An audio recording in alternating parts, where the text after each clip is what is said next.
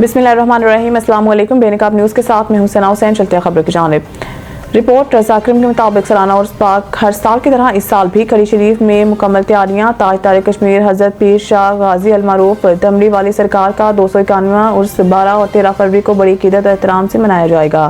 محفل حسن قرات سیف الملوک کے لیے قاری صداقت علی ناگخوان، قاری خادم بلال مجددی گجرانوالہ سے، قاری محمد وسیم اللہ امین تمغہ امتیاز حکومت پاکستان اور قاری محمد طیب مجددی نقشبندی PTV QTV سرائے عالمگیر سے دعائے تقریب دن 1 بجے مقام جامع مسجد دربار عالیہ کڑی شریف میں ہوگی۔ تاجدار کشمیر حضرت پیر شاہ غازی المعروف دمڑی والی سرکار کے عرس پاک کے موقع پر محفل حسن قرات سملوک میں شرکت کرنے والے معزز مہمانان گرامی، علماء کرام، قابل احترام دل کے اتھا گہرائیوں سے خوش آمدید۔ محکمہ اوقاف آزاد حکومت ریاست جموں کشمیر وزیر اعظم آزاد کشمیر نے اپنے ہاتھوں سے مزار پہ غسل دیے اور پھول چڑھائے اور دعا کی۔ آزاد کشمیر حکومت کی طرف سے سخت سیکیورٹی کا انتظام کیا گیا جس میں آنے جانے والے تمام لوگوں پر نظر رکھی جائے گی۔